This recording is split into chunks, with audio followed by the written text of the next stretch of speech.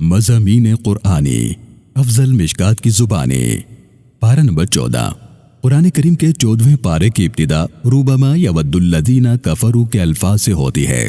14واں پارہ سورۃ الحجر اور سورۃ النحل پر مشتمل ہے۔ 14ویں پارے کے ابتدا میں اللہ رب العالمین اپنے پاک کلام یعنی قرآن کریم کا ذکر فرماتا ہے کہ اس قرآن کریم کو ہم نے نازل کیا ہے اور ہم ہی اس کی حفاظت کریں گے۔ اسی مقام پر اللہ رب العالمین اپنی تخلیق کا ذکر بہت خوبصورت انداز میں فرماتا ہے کہ یہ آسمان اسی نے پیدا فرمایا اور اسی آسمان نے اس نے روشن ستارے اور برج پیدا فرمائے۔ شیاطین دنیا بالا تک نہیں پہنچ سکتے، شہاب ثاقب کے ذریعے ان کو مارا جاتا ہے اور عالم بالا تک ان کی رسائی کو روک دیا جاتا ہے۔ اللہ رب العالمین نے قدیم قوموں کا ذکر فرمایا کہ کیسے انہوں نے اس کے رسولوں کو جھٹلایا اور عذاب کے حقدار ٹھہرے۔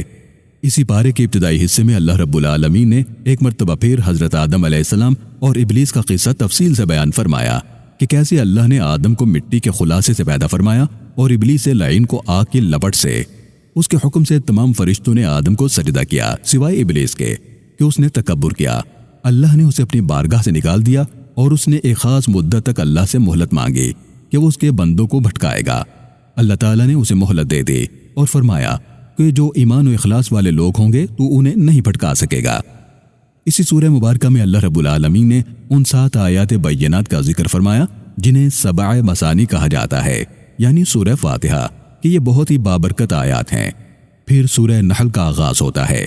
اس سورہ مبارکہ کے آغاز میں اللہ رب العالمین اپنی شان ربوبیت کا ذکر فرماتا ہے کہ کیسے اس نے تمہارے لیے طرح طرح کی نعمتیں اور آسائشیں اور سواریاں پیدا فرمائی، جن میں گھوڑے، خچر اور ایسی چیزیں بھی پیدا فرمائی جن سے تم واقف نہیں۔ اللہ رب العالمین نے آسمان سے برستے پانی کا ذکر فرمایا کہ کیسا پاکیزہ پانی وہ تمہارے لیے اتارتا ہے جسے تم پیتے ہو، مختلف انواع کی فصلیں اور پھل اگاتا ہے جسے تم کھاتے ہو۔ اسی پارے اور سورت میں اللہ رب العالمین نے زندگی اور موت کا ذکر کیا، ایمان والوں کی صفات بیان فرمائی۔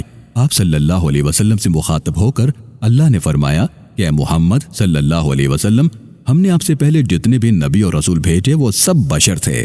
اللہ رب العالمین نے مویشیوں کا ذکر فرمایا کہ کیسے اللہ ان کے پیٹ سے گوبر اور خون کے درمیان سے پاکیزہ، صاف اور ذائقے دار دودھ فراہم کرتا ہے۔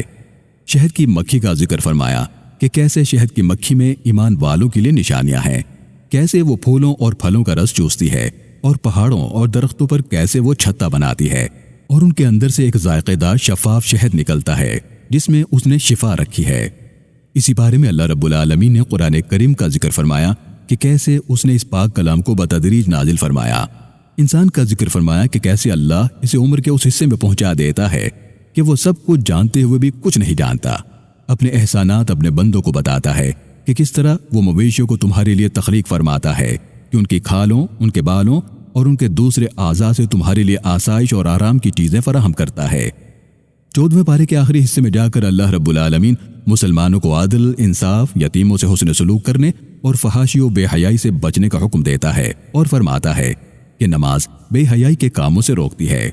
پارے کے آخر میں اللہ رب العالمین قرآن کریم کے بارے میں ارشاد فرماتا ہے کہ کافر یہ کہتے ہیں کہ یہ قرآن خود سے گھڑا گیا ہے۔ ان کو بتا دیجئے کہ اسے اللہ نے روح القدس یعنی جبرائیل امین کے ذریعے نازل کیا ہے۔ یہیں پر اللہ رب العالمین یہ بھی فرماتا ہے کہ حلال کیا ہے اور حرام کیا ہے۔ حضرت ابراہیم علیہ السلام کا ذکر خیر کیا گیا ہے کہ وہ اللہ کے برگزیدہ اور مطیع تھے۔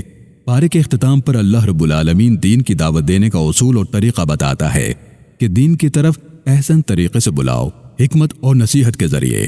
اللہ رب العالمین ہم سب کو قرآن کریم پڑھنے، اس کو سمجھنے اور اس کی تعلیمات پر عمل پیرا ہونے کی توفیق عطا فرمائے۔